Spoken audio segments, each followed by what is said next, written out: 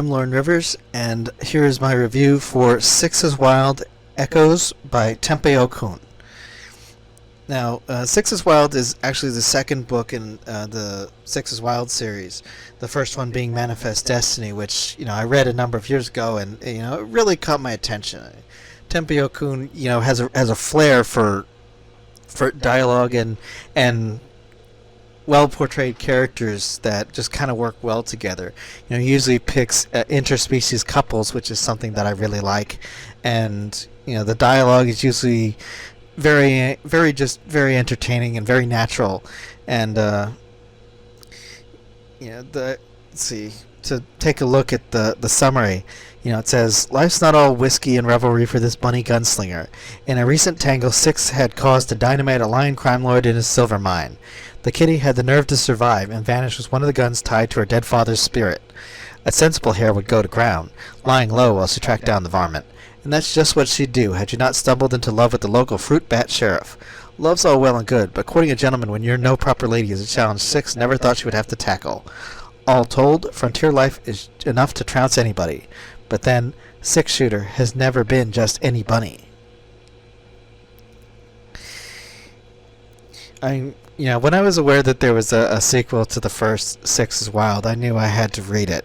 Because, the first one was just so entertaining. And, it really had a good story. I liked the characters, the setting was interesting. I'm not usually one for Wild West stories, which I think I said in my original written review that this was one of the reasons why this particularly stood out as an excellent piece of furry literature, because this is not something that I would have normally thought I would have been interested in, but I'm definitely glad that I did. And having read the first one, I was eager to jump into the second and see where the characters ended up. So, a couple of general notes first. I'm going to say that one of the things that I liked about Tempe O'Kun's style is that he usually focuses on two main protagonists and kind of bounces between them as he tells his narrative. Because maybe some people can do it better than others, but I always have a hard time telling stories with just a single POV throughout the whole thing. And, seeing Tempe O'Kun do it really kind of reassured me that, the way I work on my stories, that it's, that it can be done, that it's a, good technique that works. And the chapters are denoted based on who the narrator is, based on either a pair of guns, six shooters of course, or a sheriff's star to let you know whose chapter it is. And I didn't even notice this until I'd read like 5 or 6 chapters, but then I kind of started seeing, hey, there's a different symbol on this chapter than there is on another, and when I snapped to the significance, I was like, hey, that's pretty cool.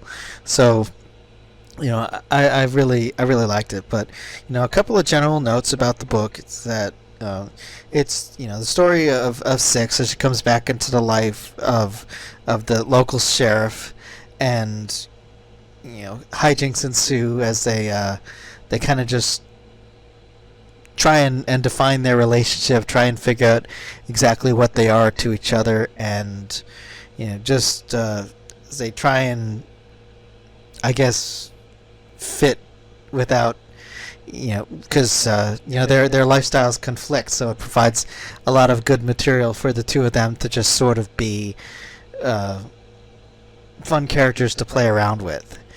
She's pretty much stealing everything that isn't nailed down. He's the sheriff who's designed to prevent that, and they're kind of one of those couples that they drive you crazy, but you can't live without them, sort of thing. So it results in a lot of fun interactions between the two.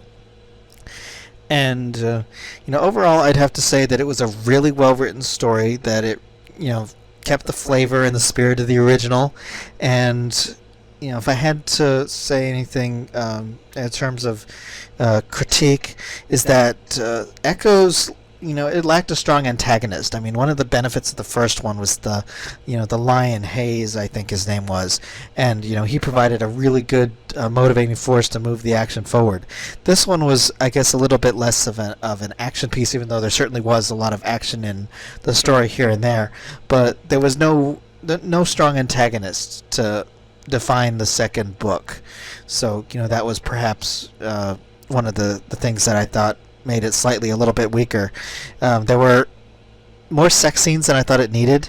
I mean, it's one of the reasons why.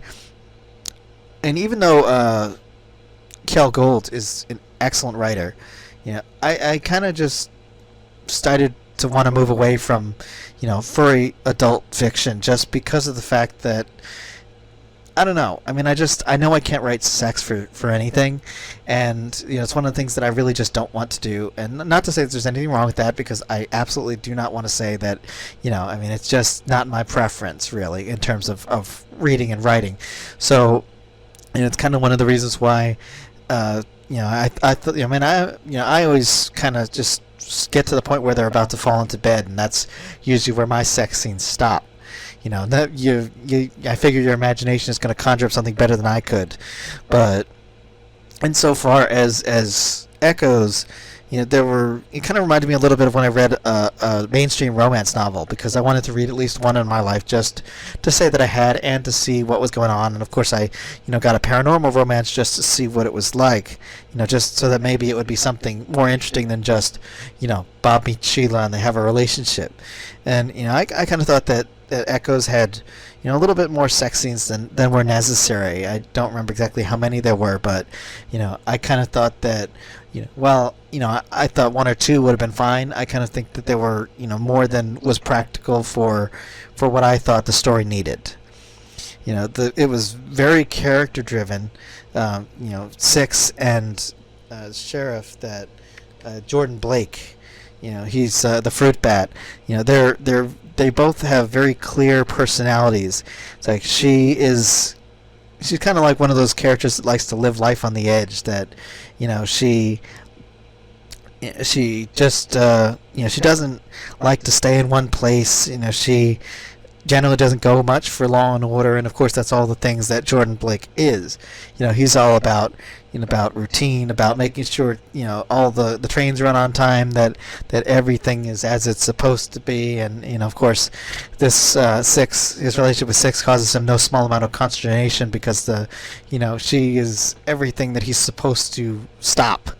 So I mean, it kind of makes it's really just enjoyable to see how these two characters interact with each other. Accents are done well. They do the Wild West accent thing, which, having read Redwall by Brian Jacques, it was kind of one of the things that always bothered me about that series. I only read one Redwall book, and I realized that there are probably fans out there, and that's fine. But for me, I couldn't really read more than one, just because the accents, I spent more time trying to translate what they were saying than actually reading the book. And it really just frustrated me to the point that I finished the book and I don't even remember what it was about anymore. And I just never read another Redwall book just because of that. The accents in Echoes were done well. They made sense. They sounded good. And let's see, I already talked about strong personalities. I mean, the next talking point I had, I would describe it as a period romance. It's a slice of life with a little bit of action. The ending kind of left me a little flat, just because it introduced a problem that was kind of almost immediately solved, and it just really, I don't know. But the epilogue really worked really well, which, setting up what I hope is going to be, at some point, perhaps a third installment. So, that's, I guess, my general comments on the story. And if you don't want any major spoilers, then now would be the time to go check out something else. But if you're still here, then I'm going to talk a little bit about the plot of the story. It takes place about a month after the first book. Six returns to White Rock to meet with Sheriff Jordan Blake. Goes on a treasure hunt with him, and they find a small turtle figurine. And the two of them get romantic, and he decides to, at least for the short term, just to give her something to do and to keep her in town for a little while. He makes her a co-sheriff because she tells him, "I'm not going to be one of your deputies." So he takes her along with his rounds, and she deals with a little bit of an incident of a drunk individual in the bar, and they she settles the dispute rather uniquely. Jordan kind of says something that basically I guess kind of puts his foot in his mouth, and Six leaves for a little while. When she comes back, she kind of convinces him to come with her by train to California. So they ride in a sleeper car to a ghost town, where they meet a store that supposedly sells echoes, which is where the book gets its title. And echoes are kind of like, I guess you would kind of define it as, pieces of themselves that people leave behind. If you know somebody and they prize a certain possession, they have it long enough, you can almost feel their presence when you touch it, if they're not there or if they've passed on. And that's kind of what echoes are. It's like little pieces of somebody that they left behind. Six's guns have echoes. They can, she can sort of feel her father when she touches them. And, of course, this is one of the reasons why it drives her to want to get the other one back, because, she only has one of them and has a replacement pistol for this particular book because the lion in the first book had run off with its match. So there's pretty good dialogue. I think there was a repetitive line in there somewhere. I'm not sure exactly what it was, but I'm sure I've done worse. And they leave the store with a pocket watch and some information. And once they get outside, Blake is asking about what exactly are the rules for these echoes. So she kind of tells him a little bit about what she's learned about these things through her experience. And they go back to White Rock and flirt a little bit. They have a little fight. Neither one of them is able to take the step of just saying, "I love you." And I mean, this is the fourth chapter that starts with Six coming to White Rock and ends with her leaving, which I guess isn't really, it's just, I guess, something to note. Blake takes Six to the opera, and to show her a little bit of fruit bat culture, as well as perhaps just culture in general. Six typically goes around presenting herself as male, so he gets her a nice looking suit. They go to the opera, and he tells her about how the play is about how when there was a culinary revolution, the fruit bats weren't used to the spices of peppers, so peppers were sort of like their adversary, and she kind of finds this a little bit funny, but it really just highlights how out of place Six is in the world of class and finesse, and there's a deeper meaning to that later, which I'll get into when I get a quick conversation about the epilogue. But I mean, that really kind of served as very subtle and very clever foreshadowing as to part of her background. And they so the next thing that they end up doing is they have to rescue the stagecoach, a Wells Fargo stagecoach from the Pine City gang. Six, flies over the cliff, and she gets rescued by Blake in midair. They kind of end up at the bottom of the valley with the wrecked pieces of the stagecoach, and they end up camping out for a little while until they sun sets, and the scorpion comes out. All these scorpions just show up out of nowhere, and of course they're seriously dangerous in large groups. So they have to try and figure. They have to abandon the stagecoach for the time being, and even though she doesn't tell Jordan, Six keeps a bar of the gold in her pocket. Afterwards, Six travels to a town called Prescott. She meets a lady fruit bat called Clementine, and she's looking for a dress, and it's not something that she typically includes in her wardrobe, but she buys a dress, and Clementine just kind of talks to her a little bit, and she thinks about her family back east, and Six, I guess in a way to try and kind of connect to Blake a little bit, she comes back, surprises him in his hotel room, takes him to a stag dance, which is like a bunch of male deer kind of dressing up as does, I guess, and they kind of just, she kind of wears a dress for him there, kind of like, so nobody will really clue into the fact that she's not a man, and they just kind of have a little bit of a, I guess, a little nod wink wink kind of relationship as they enjoy the experience, at least up until Blake has to resolve an argument, kind of a little bit like Six did in the beginning, but his resolution is a little bit different. Six steals their drink from them, and the deer catch up to them, and they kind of get into a little fight with them before they end up having sex, and finally Six tells Blake what her real name is, and that was particularly like this part, I think, is when she really starts to realize that she can't live without him, and that they blend together, and it's where things start to really change for her, because one of the things that you note about Six Shooter is that particularly early on in the whole first novel and the second one, you realize that Six has an extreme hesitancy to share information. She doesn't like to talk about herself. So for the fact that this bunny who has adamantly refused to wear a dress, and who goes by the moniker Six Shooter, it's like the fact that she has done these things for Blake, that she shares these things with him, really kind of points to the connection between these two characters. And so she takes him to this event called the Nectar Bee, which she was told about by Clementine, and they meet her there, and it's definitely an event.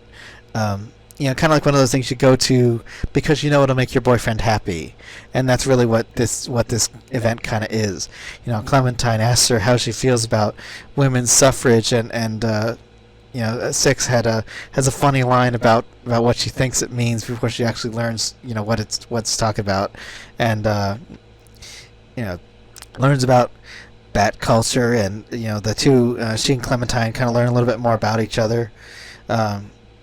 And afterwards, they're expecting a visit from the governor for as a reward for their saving the Wells Fargo coach, and the governor arrives, and Six kind of gets involved in a card game that gets a little bit crazy, and she gets thrown into jail by Jordan, and of course not one to just accept that she can't do anything about the problem. She frees herself, fixes the little bit of PR nightmare that she created, and they have a photo ceremony where they're thanked for their efforts. And let's see. And finally, Jordan asks her, what she wants, and then we get close to the conclusion of the story, where they stop a wagon, and they jail the people that were trying to hijack it, and find mention of Hayes, who was the lion from the first book, and they find that they